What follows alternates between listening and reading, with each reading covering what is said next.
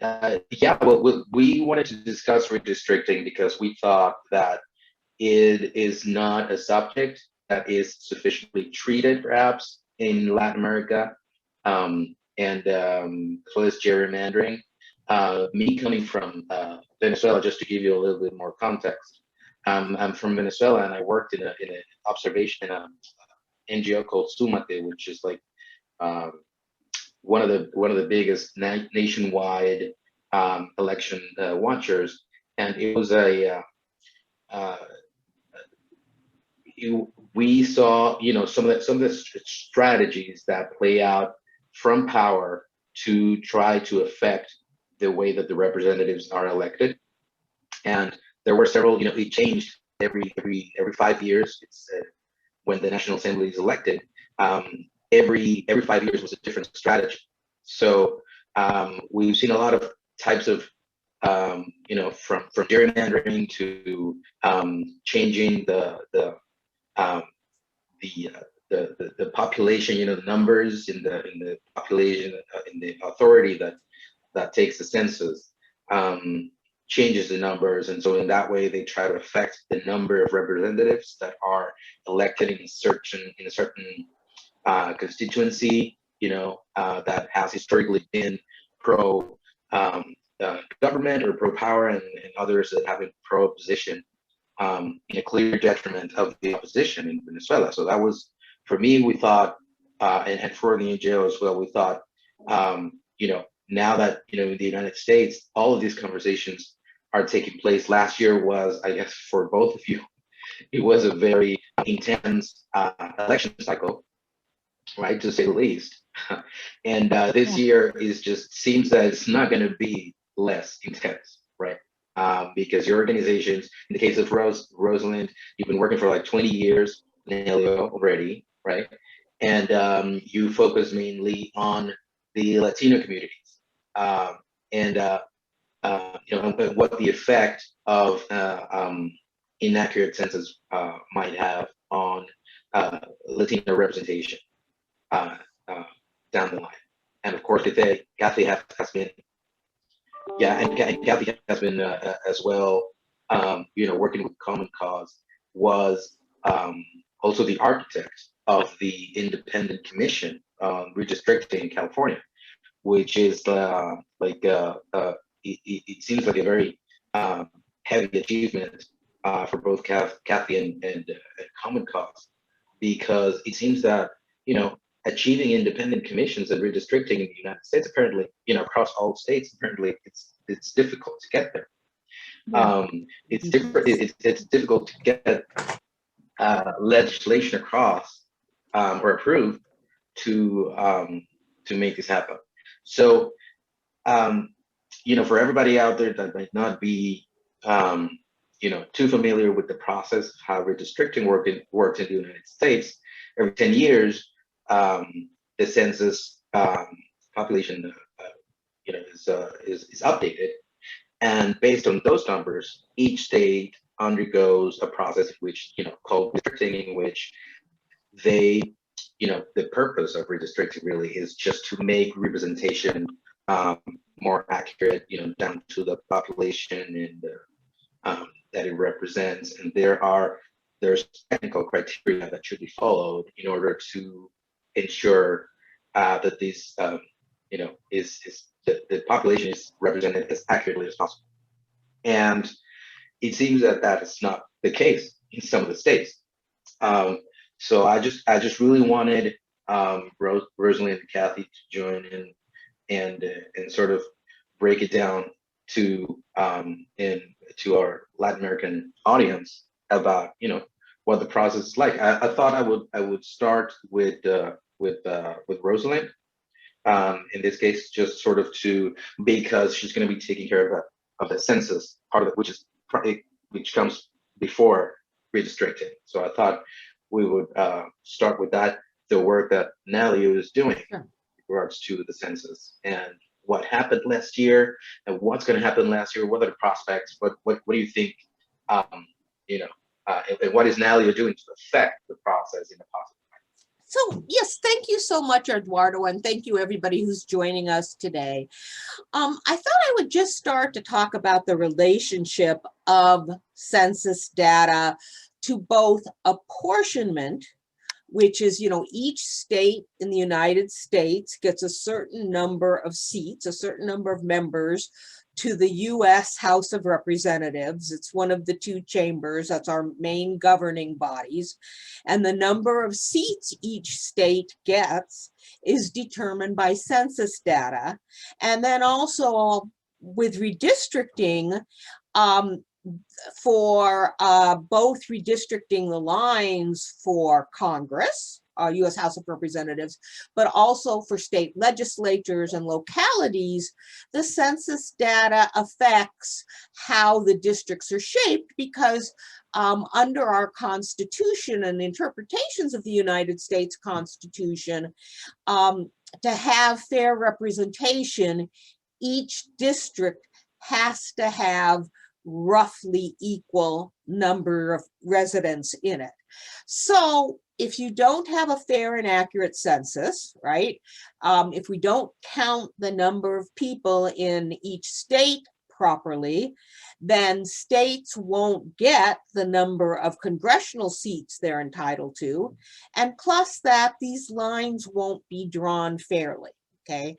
And we experienced several challenges to a fair and accurate census in 2020. And I'm just going to highlight some of them. So first of all, we were doing the census. We planned to do census 2020 in a very dramatically different way than it had ever been done. The Census Bureau decided to modernize how it would collect responses from people.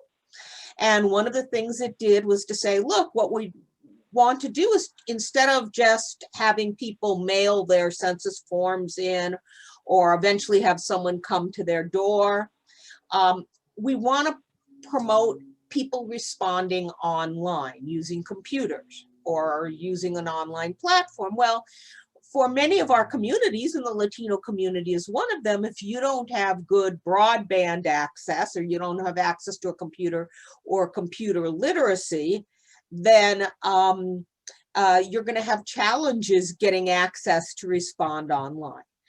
But I think probably the biggest challenge is the previous presidential administration, and this was President Trump's ongoing efforts to make the census political, to politicize it. One of the ways that was done is that our census does not ask people about their citizenship status. Everybody is supposed to be counted. Everybody, no matter what their immigration status, is supposed to be counted in the census, and counted for the purposes of apportionment. Okay, so first the administration tried to get a citizenship question added to the census, and that didn't work. Our Supreme Court basically halted that. Then the administration went to the Census Bureau and said, oh, what we want you to do is to actually come up with your own estimate of who's undocumented. And we aren't going to include those people. We aren't going to count those people for the purposes of determining how many representatives each state gets, right? And this was really unconstitutional. The White House did this by a memo. And then you add on to all of this the fact that many of the operations of the Census Bureau were affected by the pandemic, right? Everything from, many of the operations occur in where people get together in a phone banking center to take phone calls and answer phones, and there had to be social distancing. But then also people who don't respond to the census, okay, usually someone goes out to their home and enumerates them when at their own home. And so with the pandemic, there are real challenges with getting people who are willing to do that and then figuring out a plan on how to do that safely. So you put all of that together, And even though by our law, the census data is supposed to be delivered at the end of last year, the Census Bureau kept saying, we need more time to do this right. And the administration was pressuring them to get it done quicker, plus to come up with this estimate of the undocumented. And we were very, very worried for a while. Fortunately, people at the Census Bureau sort of stood up to the administration and said, we aren't going to be able to get accurate data done by the end of the year. And then the new administration, one of the first things it did is to basically get rid of that memo. It revoked the memo regarding not counting the undocumented. So we're now in a place where the Bureau is trying to do a lot of data processing and other things to produce those numbers for apportioning the number of congressional seats, which we think we'll have those numbers by April 30th. What we did as an organization is we had to really do a lot of outreach to people to assure them that their census responses were going to be confidential, that that data cannot be used for immigration enforcement or other kinds of purposes, to tell people that there were a lot of different ways that they could respond. They could respond online, they could respond by telephone, they could respond by mailing back the form, and to update organizations about all these different changes in how the Bureau was operating. And we did this with a nationwide campaign with public service announcements, presentations to community members, mailings, messaging, and we worked with a lot of partners. And so we'll want to take a look at those numbers and we'll really get a sense of whether those numbers are accurate or not.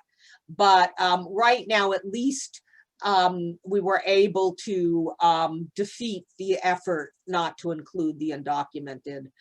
We were able to defeat the effort to exclude the undocumented from the apportionment count. Right, and so right now, so you say you expect to have the numbers by April 30th. Correct. And is that usually how long does it usually take? Is that no? Usually the numbers normal, or is that would have been done under the law. The numbers should have been finished by the end of last year, by December 31st, 2020. But again, the Bureau, the career staff, the scientific experts said, look, we need more time.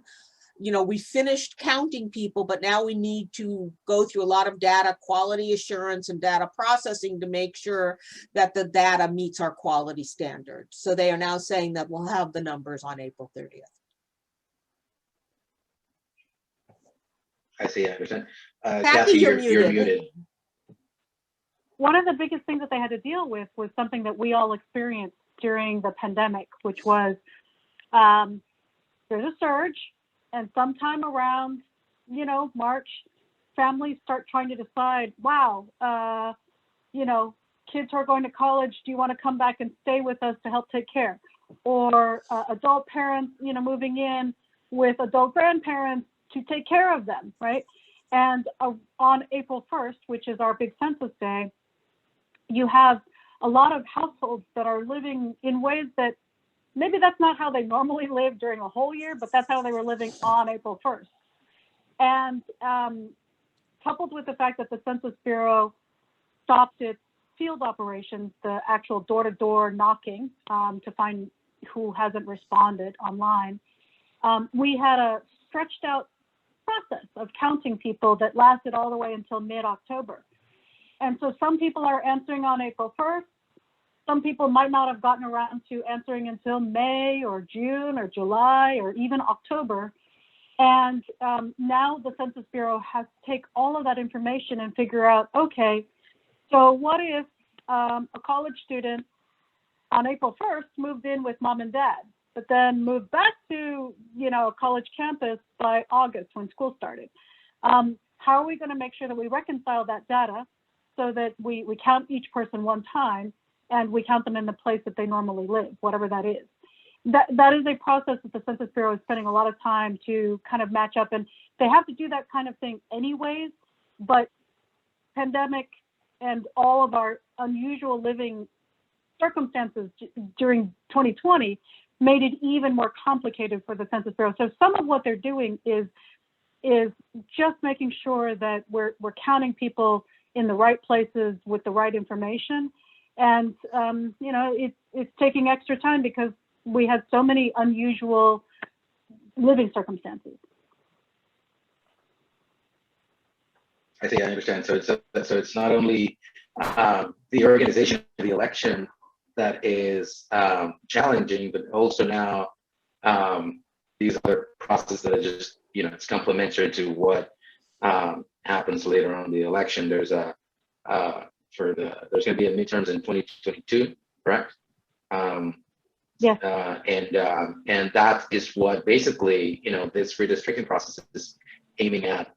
You know, because I think that the redistricting process, you know, the whatever comes out of this redistricting process, we're going to see the results in that election, correct? Because the representatives are going to be elected, they're going to be elected in the rules or the new districts, or, you know. And I just wanted, and perhaps Kathy can talk a little bit more about this.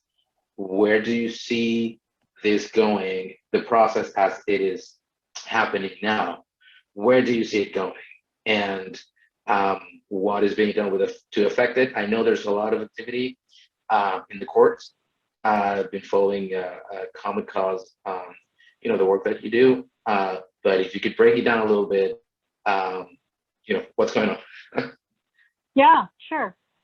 Okay, so some big things to just sort of pay attention to that are happening in 2021 that are new and different.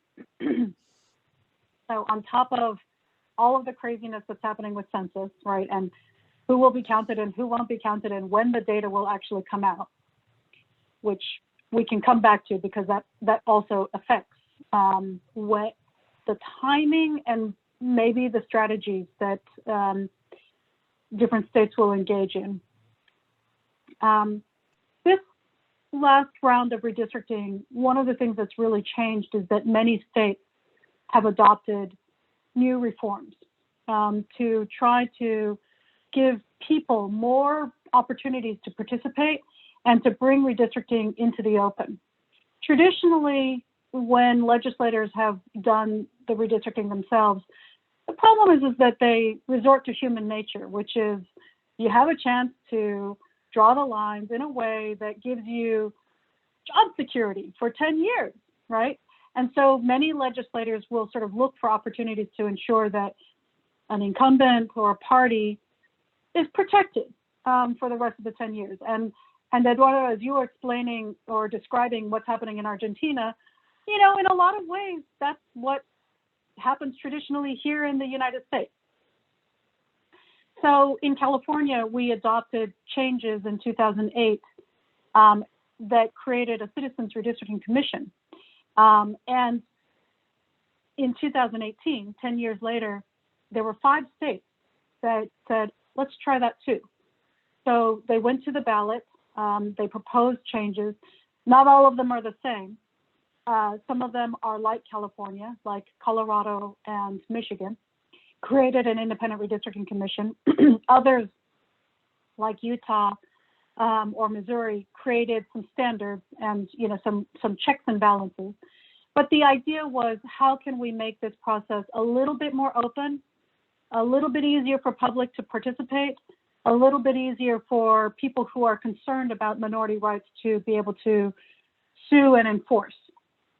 And so we now have 7 states that have a redistricting commission, and many other states that have adopted some rules to just protect and make sure that, you know, if we can try to take out some of the most extreme partisan gerrymanders, that we try to do that. So places like Ohio and Utah have tried to do that.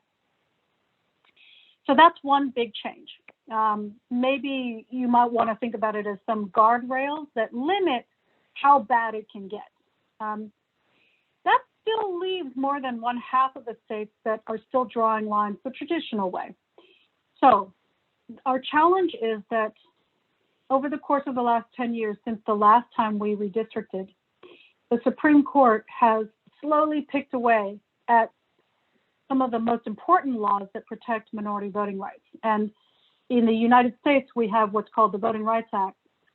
And there's a particular section that says, stop states, if you've had a history of discriminating against minorities, racial minorities, then we're going to make you stop and get reviewed any changes that you make by the Department of Justice before you can implement those changes. The Supreme Court basically dismantled that. And so this new upcoming round of redistricting will be the first time where these states that have traditionally really had an unfortunate history of drawing district lines in ways that really hurt minority communities, they will not have to stop off at the Department of Justice first. They can go straight ahead. And you may end up with lines where they get implemented and we experience massive disenfranchisement before we can sue and stop them. That's on the other side, sort of the positive and the negative. The other thing that I think, unfortunately, is a negative is that the Supreme Court also decided, in a case that we brought, Common Cause v. Rucho, that at the federal level, it did not have the ability to stop states from engaging in partisan gerrymandering. So drawing lines to favor one party in a way that sort of shuts out the other party entirely. What they did say, though, the glimmer of hope was they said, but states can innovate and use state law or, you know, adopt things like commissions to try to rein that in.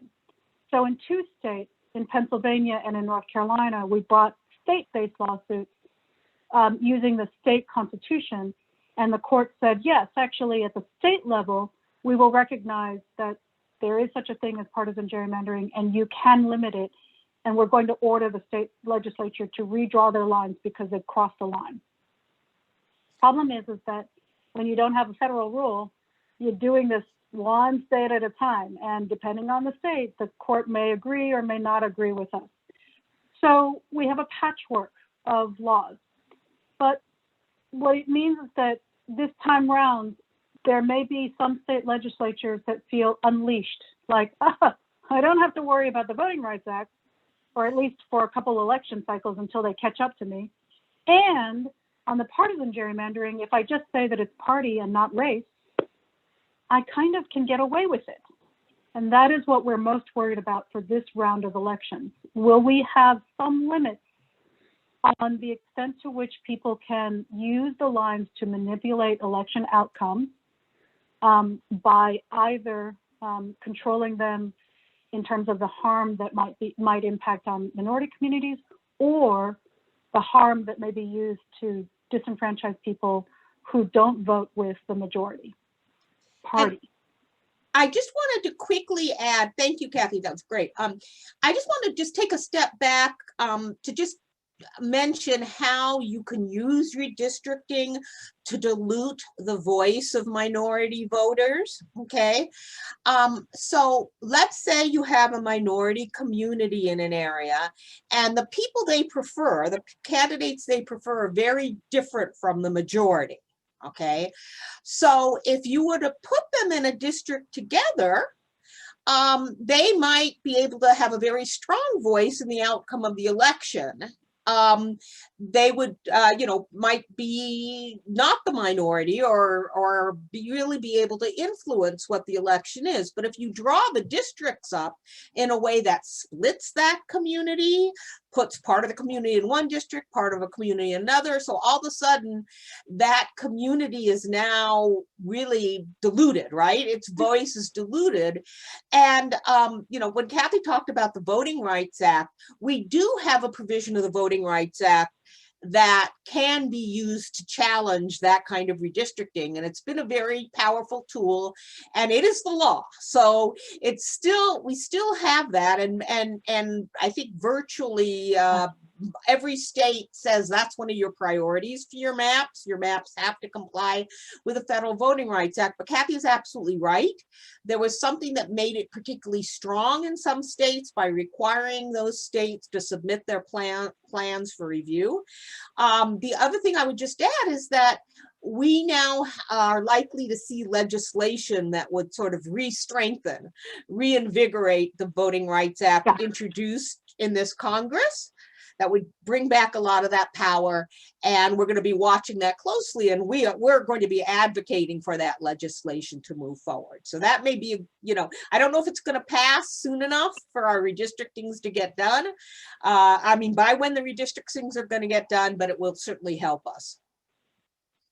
Eduardo, I'm wondering, just to add to Rosalind's explanation, I could share some visuals if it helps for your viewers to understand. Would that be helpful? Please, yes, do. Yeah, if you have anything, if you have any materials you could share, that would be great. I was not aware, by the way, Rosalind, that there was new just it's okay. I think as we were talking, I was realizing redistricting is ultimately a very visual thing, and so sometimes you just have to see. Yeah. So you might look at this picture and think that it's Michigan, or you might think it's Texas these days. But in a strange situation in 2003, Southern California was hit by a freak hailstorm. And this community of Watts, very small community, was hit by snow. We don't see this kind of snow usually in Southern California at all. Like Houston, it's just not a thing. But the community was buried under multiple, feet of snow. 150 houses and businesses were crushed. We weren't prepared for it. And when they went to their legislators to ask for a federal emergency to be declared and for assistance to be given, they were told time and time again, well, we can't help you because you're not really in our district. Why is that? Watts is this community in green, light green, and the district lines are in red. This is a largely Latinx and African-American community.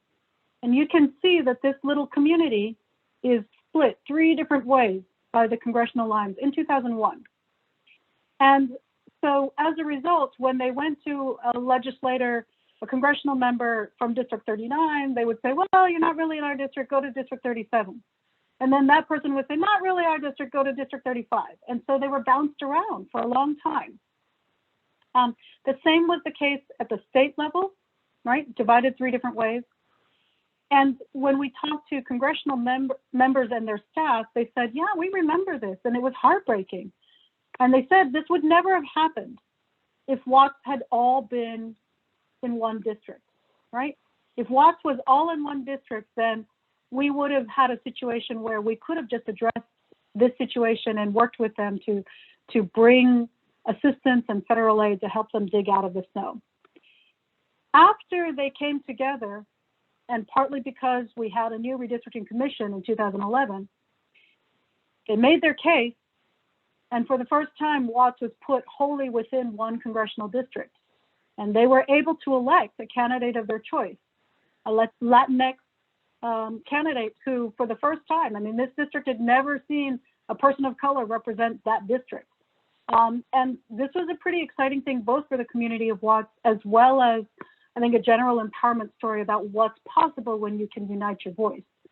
Now, that kind of advocacy can happen even without a commission, but the question is whether on the other side, somebody's ready to hear it. And so that's sort of in a nutshell what we're talking about, the possibilities when your community is not divided, or, in some cases we have another situation, which is when you're not packed into a district. But in both cases, we're looking to make sure that a community has the full potential to be able to elect a candidate of their choice. And that is precisely, thank you for sharing that, because that's really, I mean, when in the case of Venezuela, something similar happened, but the problem was that, there was a, and of course, first of all, this is just to show how far-reaching the effects of redistricting are and gerrymandering are, because it's not just about the election and the purpose of gerrymandering is, as you say, legislators get to keep their job by choosing the people that elect them, but also you know, because people used to, you know, usually just think, okay, yeah, well, for the election we have to worry, but no, I mean, this is just far more, you know, the impact just goes deeper than that, deeper than the election. And that's something that we really want to put out there, because it's like something, it's, you know, as election watchers, sometimes we just stay with what happened in the election and we just don't go, you know, farther than that sometimes. And, you know, it's the entire process, you know, of the entire democratic process is, you know, it's nonstop. It doesn't stop. It's not something that stops with the election. It's all the time. And quality of representation is something that we need to cherish and you know, something that needs to be kept. Yeah, and what I would say is, you know, when we think about what we're going to be doing in this upcoming redistricting cycle in California, and we're working with California Common Cause as part of this and several other partners, is that the commission has a very open process from hearing from the community about how do they want lines drawn. And often what communities will do is they will get together and say, look, here's who we are. They speak for their own communities. This is what we have in common. You know, we use the same transit lines. We go to the same senior citizen centers. We have the same kind of, you know, there's a freeway that is very close to us. We share the same language or the same culture.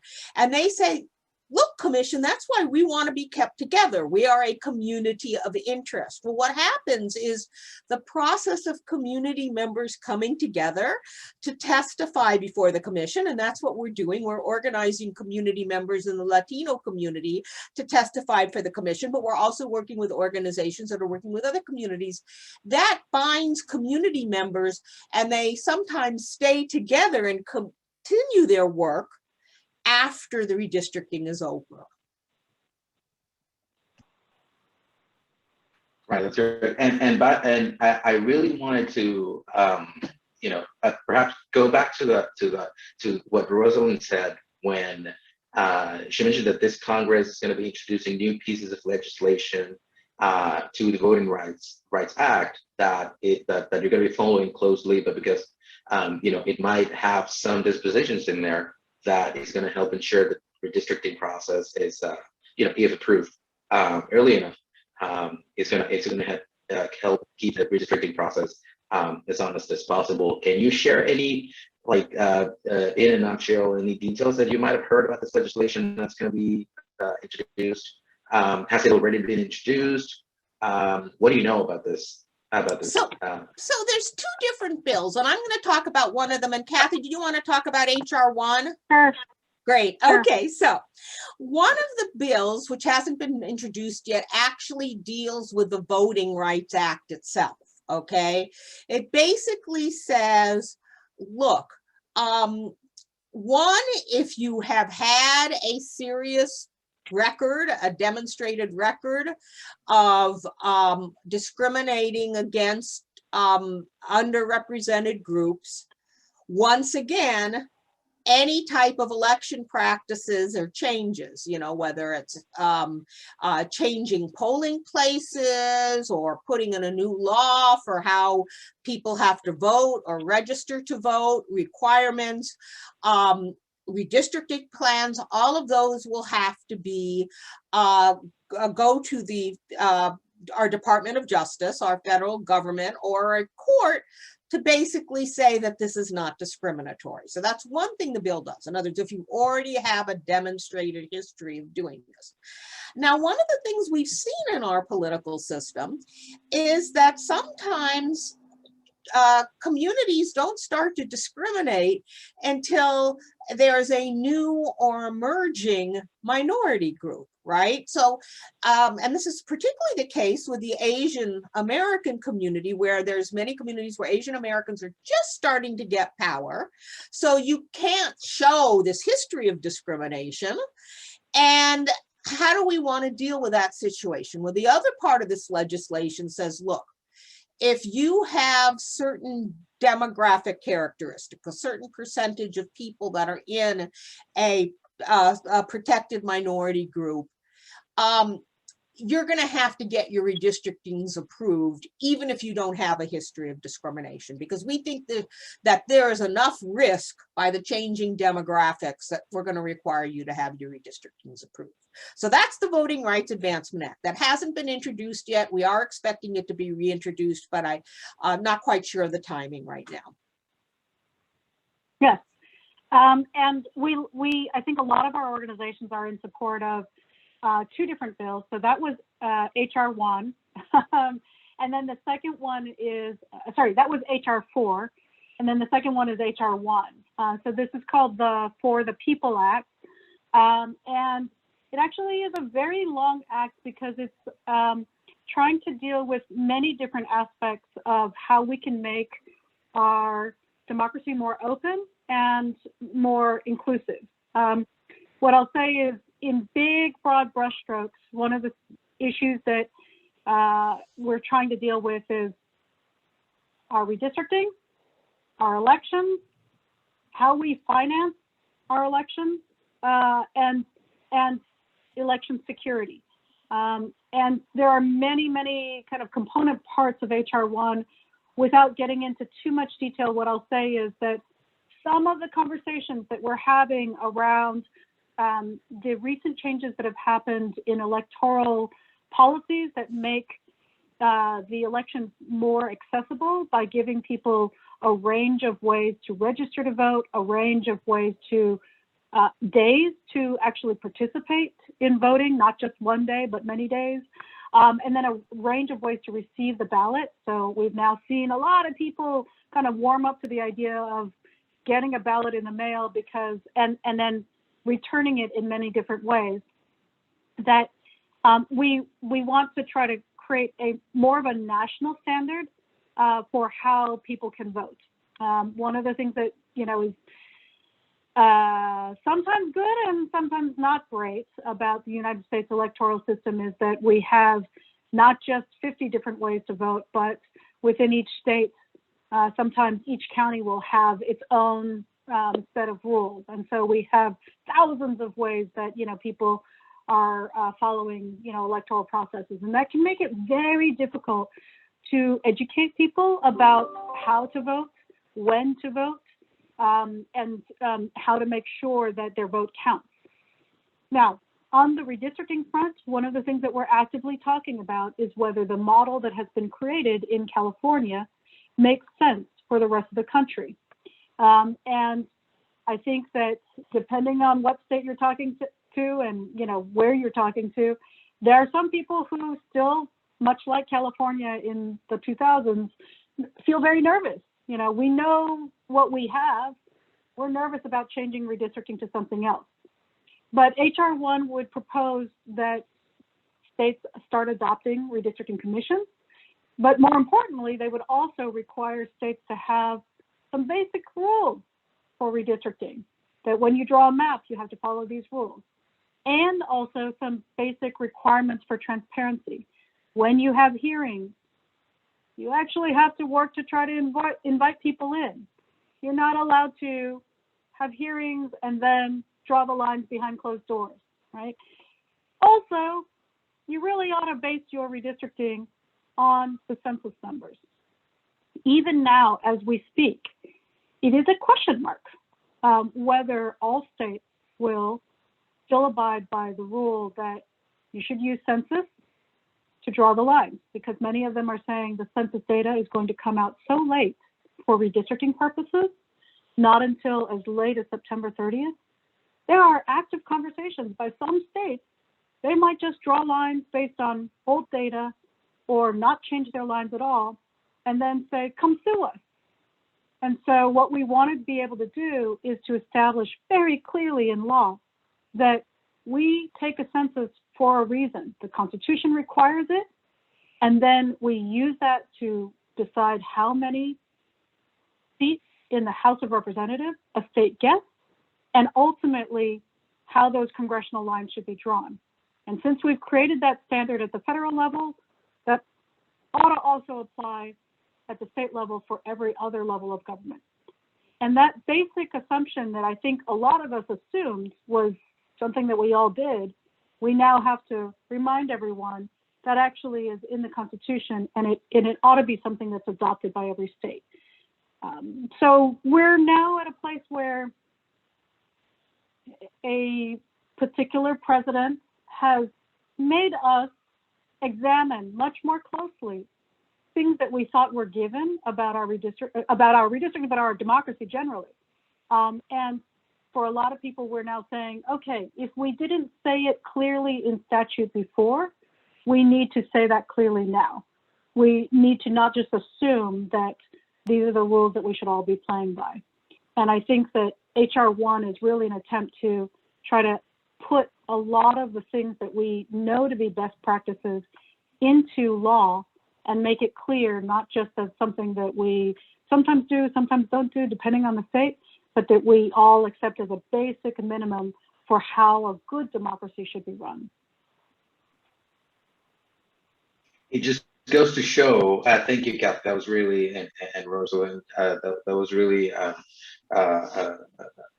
very good effort to just summarize what this means and what this new legislation will do.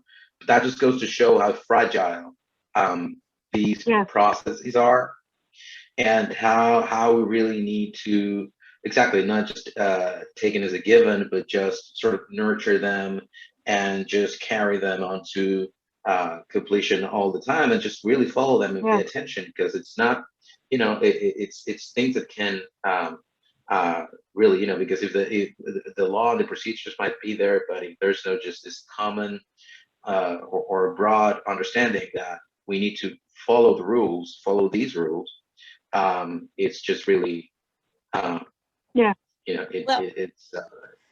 could result in a. We like to say that when you do democracy work, you will not get bored. We are already seeing after this election, some states where the legislatures weren't happy with the outcome in their states are once again introducing legislation. We just heard about Arizona to make it harder to register to vote and make it harder to vote. So, all the things that, would be good if the federal government could say, have a law that says, no, you can't do that, and here's what you have to do to make elections more accessible. We are already seeing that's, like I said, in many states, they are not happy with how things happen. They were not happy about the number of people who participated, and they are once again trying to suppress people from expressing their voices in democracy.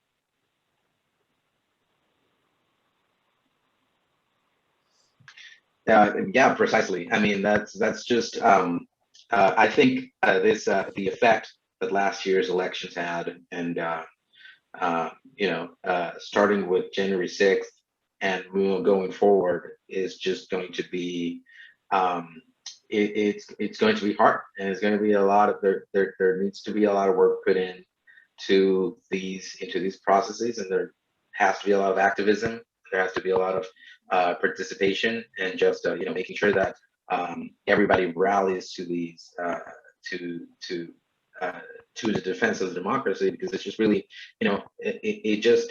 for us, at least for me in Latin, here in Latin America, we're unfortunately used to this fraud flag being waved every time the election is too close, or whenever or maybe the election isn't closed, but the candidates feel like they can advance a notion of fraud, and then just try to undermine the process when it doesn't go their way.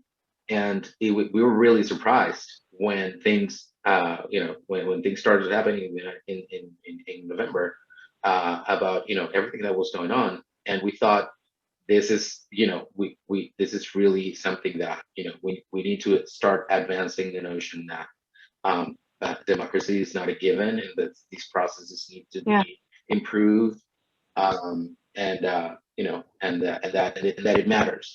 Every single step of the way matters. It's not just election day; it's everything that surrounds it. It's And that's mhm, and we really. very true. So I don't know if you have some more time. That we've been here for 50 minutes, but I just wanted to ask you perhaps a last question. I don't want to put you on the spot. I know you have, you have your team working with you as well, in both organizations, and everybody handles different sorts of things. We at the NGO, we're trying to, we have an initiative that's called Demo Tech, which is basically it promotes the debate of responsible implementation, responsible being a keyword, responsible implementation of technology in elections. And we are trying to move over as well to the data analytics part of things, try to include that the analysis of data into, and sort of making it work on behalf of democracy. Because right now, we see a lot, this disinformation, for example, this disinformation campaigns are sort of multiplied or magnified sometimes by social media. But social media can also be where we meet and where we discuss and debate, and it's a place of counter as well. So it's really, I've read something about the GIS systems the states use to draw these lines sometimes, and how they can be used to improve the quality of the districts and the quality of representation, and how they can do a lot of damage as well, because they can perfect the way that the lines are drawn or gerrymandered in a way, and they can actually magnify the effect of gerrymandering by just really taking it to a top-notch surgical position type of gerrymandering. Do you know, in all the states, I don't know if this is a question for Kathy or for Rosalind, or if neither of you just feel comfortable talking about it, that's fine. But what do you know about the technologies that your states are implementing to draw these lines? Do they have like certain sort of are there states in which technology takes this sort of I don't know, catches the eyes of everybody, or technology is just not that big of a, in some of the states? What can you tell us about that? Rosalind, would you like me to jump in? So I'll start. Yeah. So first of all, like you said, technology is a blessing, but if not used properly, it can cause real problems. So, drawing maps during redistricting is an art and a science, because on the one hand, technology can help you, you need a lot of data for redistricting, like just determining compliance with the Voting Rights Act. You need to know demographic data. You need to know voting history. You need to know population, good population data. And the ability of, modern software packages to quickly show you, if you draw a line this way, what the impact is going to be on the districts and the demographics, and how different that's going to be if you draw a line in a different way, right? So that's great, okay? But there's lots of different criteria. There's not only criteria about having this, roughly equal population, complying with the Voting Rights Act, which again relies partly on a combination of demographic, voting, and other data. But you also, again, need to know, what do communities say are their communities of interest, right?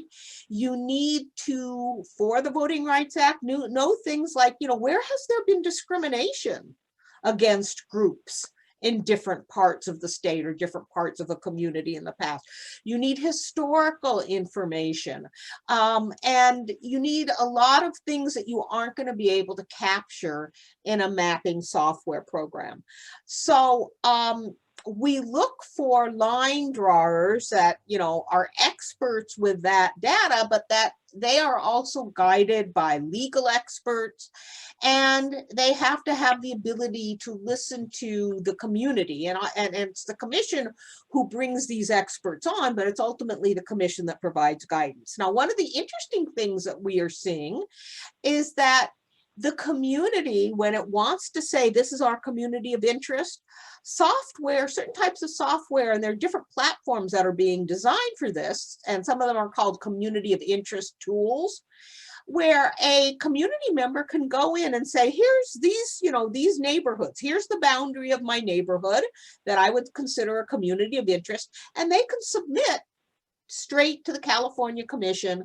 They can submit maps of their local communities and say, this is the geographic area that we all want to be kept together. But again, that is just not going to be enough. You need to hear people's voices. You need to hear people talk about why is that geographic area. So again, the technology can be helpful, but it's a tool. It's not the only answer. You have to combine community voices, information about history, a lot of other good information. And that's, one of the good things about having an open and transparent commission. It does this line drawing, it collects this testimony in a way that everybody can have access to it.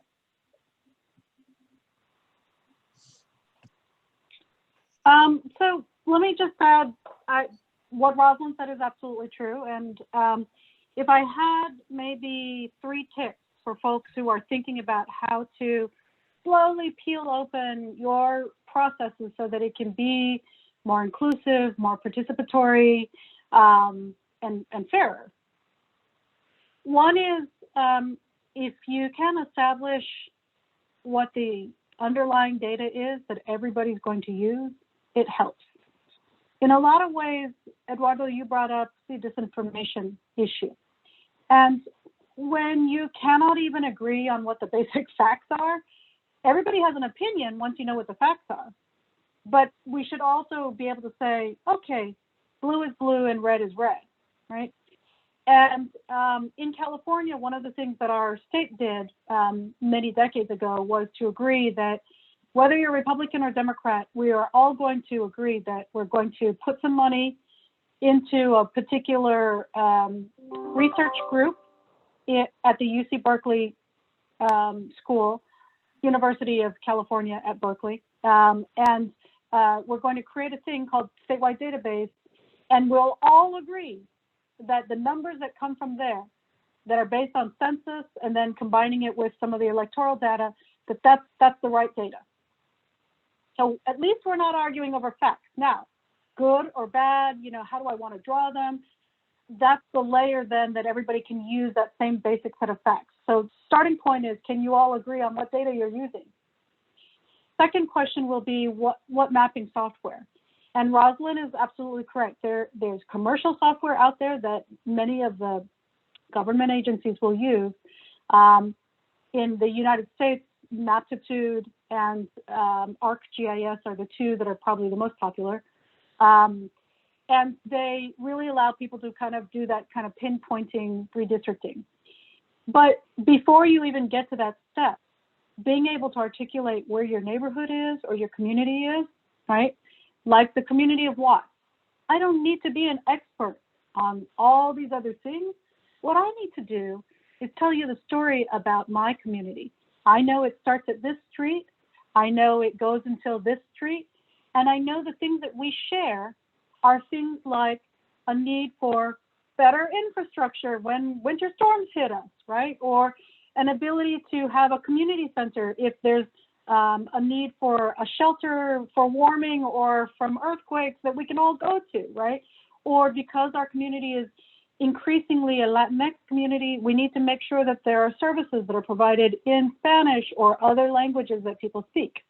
So those are the kinds of things that say, this is how Watts as a community is unique compared to something next door.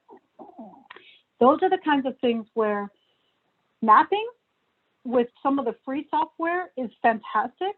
One that we love is districtr.org or Representable or Dave's Maps.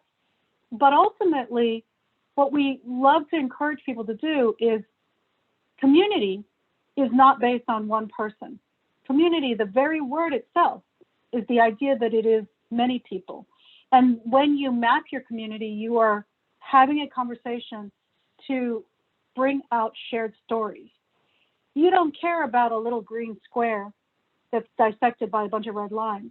But when I tell you about the impact of the snowstorm in 2003 that crushed this community, all of a sudden you start to think of it in a different way. And so it's pulling out those compelling stories that tell you what this community is about, that come out of a conversation that Rosalind's talking about. So it's technology plus conversation. And then the third thing that I'll say is, people, when there are draft maps that are created, there's now a lot of free software that allows you to evaluate those maps.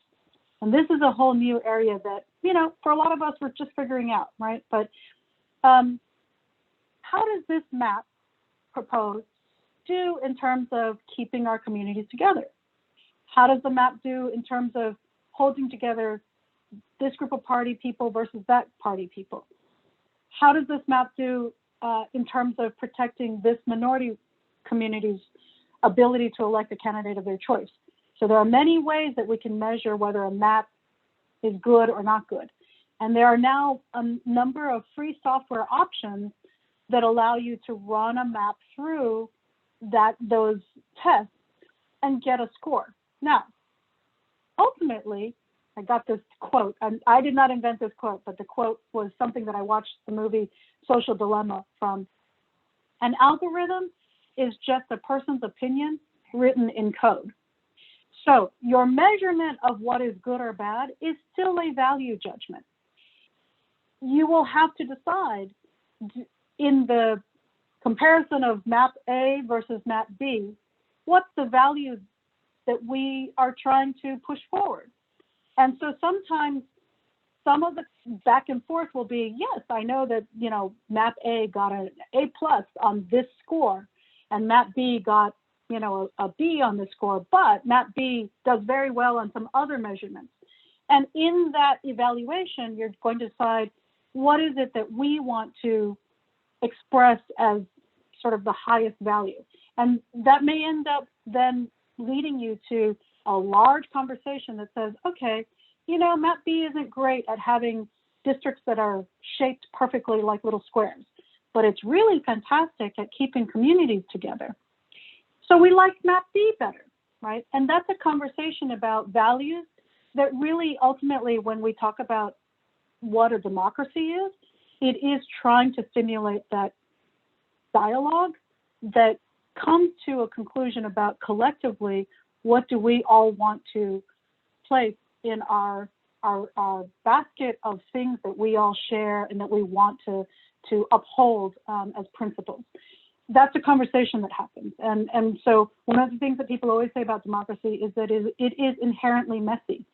I oftentimes am asked, well, why can't you just invent a program or a computer that can just draw perfect lines? Because democracy is not about a perfect computer that can draw lines. Democracy is about us working through our differences and finding a common solution.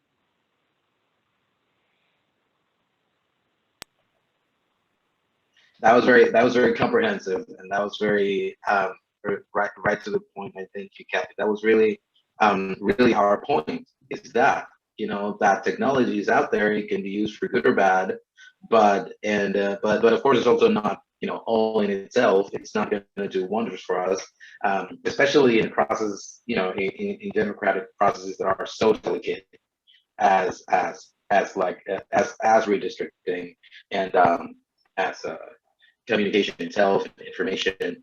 You know, it's just out there, and it's there's this initiative that at the Belfer Center in Harvard's Kennedy School, that's called Defending Digital Democracy Project, D3P, and they are sort of looking into ways. That's what I sort of saw what they were doing, is they're looking into ways and strategies and technology that can counter, you know, be the counterpart to those negative aspects of what we have today.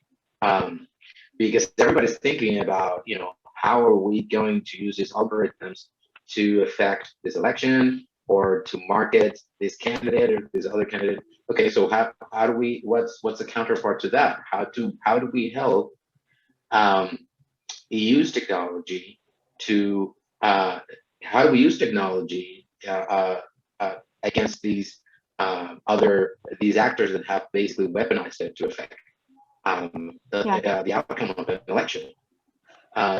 So that's really is an interesting conversation. It's where we're going with Demotech. That's really what we want to take the conversation to, and that's also why we wanted to touch some of that aspect of the redistricting process, because it may not be the most important part of it, but it's certainly it's something that is in there. It's in the mix, and we didn't want to end this webinar, this chat, this conversation without mentioning it, and see where that's going right now. So I don't think there's a lot of ways a lot of things we could discuss after all this, but just to respect your time and to I know you probably have. It's 3 p.m. on your side of the world. On my end, it's already 8 p.m. So I gotta go see what my kid is doing. But I do really appreciate you joining. I really do appreciate your time and you joining and taking the time to just talk about these issues that are so not discussed in Latin America as we thought they should be, because the experiences that you have had fighting against, I think fighting against these strategies, negative strategies, are things that we can at some point learn from and perhaps adopt to try to avoid that or prevent from happening, because in some countries it might not have happened yet, but it's something that could happen. So learn to identify those moments and say we have to be alert. Well, I will say the last 4 years has taught us all that we have a lot to teach, but also we have a lot to learn. And so in the United States, we should not have the arrogance that our democracy is perfect and cannot learn from the experiences of people around the world. And I think we all are also recognizing how precious it is and every step of the way. There are many things that I think in the last 4 years we have strengthened and reinforced, but at the same time realized that there are some things that were very fragile and really need to be improved. And I would just say that it is also very inspiring to us to hear from people in other parts of the world who have the same commitment to democracy, because when you're fighting and you realize how fragile it is, to know that you have people who share your values and share your commitment really helps keep you going. It does. Yes, it does. Well, thank you so much, Kathy and Rosalind. We hope we can meet down the line. We're going to be following the work of Common Cause and NALEO through the entire redistricting process. We're going to be following it closely, and all the updates that you guys have on the process. And we hope we can meet again sometime. Thank you so much. Thank you. Thank you. Bye.